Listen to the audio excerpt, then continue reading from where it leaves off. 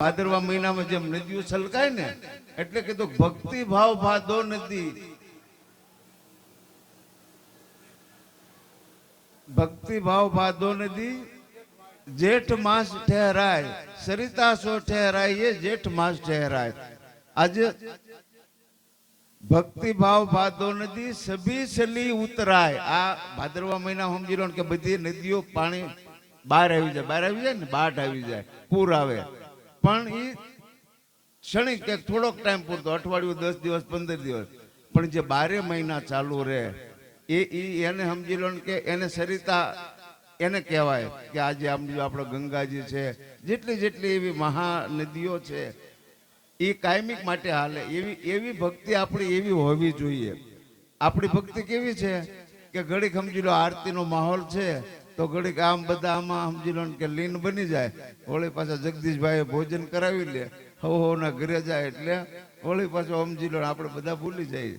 આવી ભક્તિ કરવાથી આપણું કામ બને નહીં। કામ ખરેખર ક્યારે બને કે ખરેખર જ્યારે આપણે આ સંસારમાં આવી છીએ ત્યારે આપણે પરમાત્માની સાથે કોલ બંધાઈને આવી છીએ। જ્યારે આપણે આપણા માતાના ઉદરમાં હોઈએ ત્યારે પરમાત્માની સાથે આપણો દોર લાગેલો હોય, આપણી સુરતા પરમાત્મા સાથે લાગેલી હોય, ત્યારે આપણે એની સાથે કોલ કર્યો હોય કે તું આ અસહ્ય પીડામાંથી મને એક મુક્ત કરાય, હું તારું જેટલા તું શ્વાસા આપીશ એ શ્વાસે શ્વાસે હું તારું સ્મરણ કરીશ।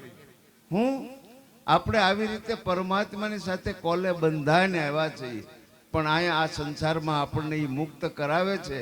એ તો દયાળુ છે, દયાનો સાગર છે, એ આપણને મુક્ત કરાવે, પણ અહીંયા માયાનો પવન લાગે એટલે આપણે એમથી કોન્ટેક્ટ છૂટી જાય છે અને આપણે આ જે ખરેખર જેને કામે આવ્યા છીએ એ કામ છોડી અને બીજા કામે લાગી જાય છે। 84 લાખ યોની ફરી ફરીને આપણને આ માનવનું તન પ્રાપ્ત થયું છે। આપણા ગ્રંથો, શાસ્ત્રો, ઋષિ મુનિ, સાધુ સંતો, હરેક સંપ્રદાયો ને એવું કહેવું પડે છે કે જે માનવનું તન છે એ તો દેવો કરતા પણ દુર્લભ છે। આ માનવના તન થકી સમજી લો આવા ગવન મટે। આપણી નૈયા આ માનવનું તન જેને મળે એની નૈયા પાર ઉતરે, બાકી બીજી કોઈ યોનિમાં વ્યવસ્થા છે નહીં। માત્ર ને માત્ર 84 લાખ યોની બનાવી છે, એમાં એક માત્ર ને માત્ર માનવની યોની એવી છે કે ભજન કરી અને એનું આવાગમન મટાડી શકે, પણ બીજા કોઈમાં એવી વ્યવસ્થા છે નહીં। પણ તો આપણને આવો અવસર મળ્યો છે અને ખરેખર આપણે એળે ગુમાવી રહ્યા છીએ, આપણને ખબર જ નથી। આપણને એમ છે કે આ વૈભવ ભોગવવા માટે આ જીવન આપણને મળ્યું છે, વાસ્તવિક વૈભવ ભોગવવા માટે આ જીવન નથી મળ્યું, આપણે નૈયા પાર ઉતારવા માટે મળ્યું છે। તો આપણે શું કરવું જોઈએ કે આપણે કોલે પરમાત્માની સાથે કોલે બંધાઈને આવ્યા છીએ કે હું શ્વાસે શ્વાસે તારું સ્મરણ કરીશ, તારું ભજન કરીશ, પણ આપણે તો સમજી લો કે ખરેખર અમરનો પાટો લઈને આવ્યા હોય એવું આપણે નક્કી કરી નાખ્યું છે કે હવે અમને કાંઈ થવાનું જ નથી, પણ એક સેકન્ડમાં, એક પલભરમાં શું થાય એ આપણને કોઈને ખબર નથી। એટલે સદગુરુએ કીધું છે કે શ્વાસ શ્વાસ મેં નામ લે, મિથ્યા શ્વાસ મત કોઈ, ના જાને આ શ્વાસ કો આવન હોય ન હોય। આ શ્વાસ આપણે લીધો છે એ બારો આવશે કે નહીં આવે એની આપણને કોઈને ખાતરી નથી, છે કોઈને ખ્યાલ? એક સેકન્ડની અંદર આપણે બધા આનંદ કિલ્લોર કરતા હોય ત્યાં કોઈ એક સેકન્ડમાં અહીંથી જતું રહે, કોઈને ખબર જ નથી। તો કહેવાની વાત એમ છે કે જેટલું જે આપણે સમજી લો આપણે આપણી કમાઈ કરશું, અંત સમયનું ભાથું છે, જે ખરેખર એક દિવસ આવ્યા છે એટલે જવાનું એ ફાઇનલ છે। તો જાશું ત્યારે આપણે હારે શું લઈ જવાનું છે? આ સંસારની મોહ માયા જે બધી વસ્તુ છે એ બધી આઈના જ રહેવાની છે કે કાંઈ સાથે લઈ જવાનું છે? પણ આપણે એવો કંઈક વહેમ છે કે અમારે બધું સાથે લઈ જવું છે। ખાલી કહેવું અને કરવું બધું ઘણું, કથની અને કરણીમાં ઘણો ફરક છે।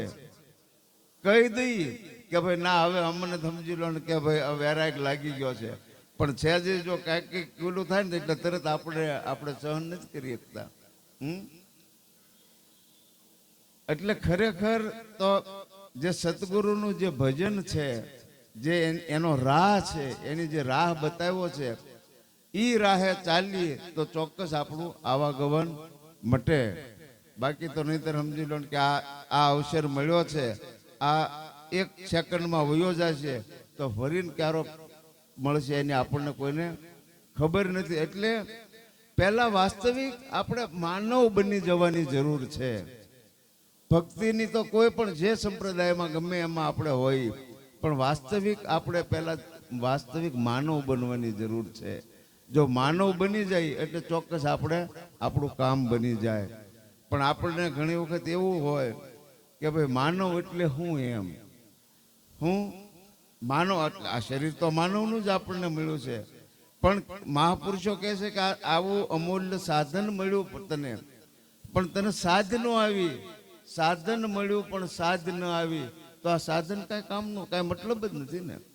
આવો અમૂલ્ય ખજાનો આપણને મળ્યો અને આ એક પલ પલમાં આપણે સમજી લો કે આપણે જ્યાં શ્વાસા છોડી રહ્યા છીએ એનો કેટલો એની કિંમત કેટલી છે એ આપણે કોઈ આજ સુધી એ કોઈ લોહારની ધમણ ચાલતી હોય એમ શ્વાસ બિન પ્રાણ લે શ્વાસ, એવી રીતે જેમ લોહારના ઘરે ધમણ ચાલતી હોય ને એમ આપણે આપણા શ્વાસા વેડફી રહ્યા છીએ.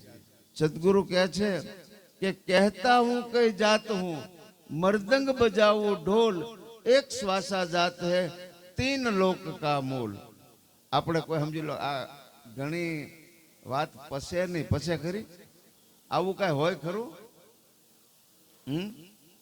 પણ વાસ્તવિક જો આપણે સમજવાનો પ્રયાસ કરીએ તો ખરેખર ખ્યાલ આવે કે તમે ગમે અરબો ખરબો ગમે એટલા ખર્ચો, કોઈ સમજી લો કે મોટા ઉદ્યોગપતિઓ હોય એને કોઈ પૈસાની કમી ન હોય. એ એમ કે ભાઈ હવે એનો સમય પૂરો થઈ જવા આવી ગયો, ડૉક્ટરને એમ કે ભાઈ 5 કરોડ રૂપિયા 25 કરોડ રૂપિયા આપી દો, મને 2 વર્ષની આયુષ કરાવડાવી દે. થાય કરી? એક શ્વાસો ન લઈ શકે, એક શ્વાસો વધારી ન શકે. એ પરમાત્માની દેન છે, એ પરમાત્માએ આપ્યું છે. પણ આપ્યું છે એનો આપણે સહી એટલે હાસો વાસ્તવિક ઉપયોગ કરવો જોઈએ. આપણને એવું છે કે આપણને એમની પ્રાપ્ત થઈ ગયું, એમની નથી થયું. આ તો અનંત જન્મનો આપણા પુણ્યનો ઉદય થયો ત્યારે આપણને આ સાધન મળ્યું છે. તો આનો આપણે ખરેખર આ અવસર મળ્યો છે, સદગુરુનું શરણ મળ્યું છે, તો આને વાસ્તવિક આપણે એળે ન જાય તો ખાસ કરી અને સહી હાસો માર્ગ અપનાવી અને ભક્તિ માર્ગની અંદર આપણે ઉતરવું જોઈએ. બસ એટલું કહી મારી વાતને વિરામ આપું છું. હવે અમારે કૈલાસબેન પાસે થોડુંક સાંભળશું. અમે સાહેબ બંદગી, સાહેબ બંદગી, સાહેબ બંદગી.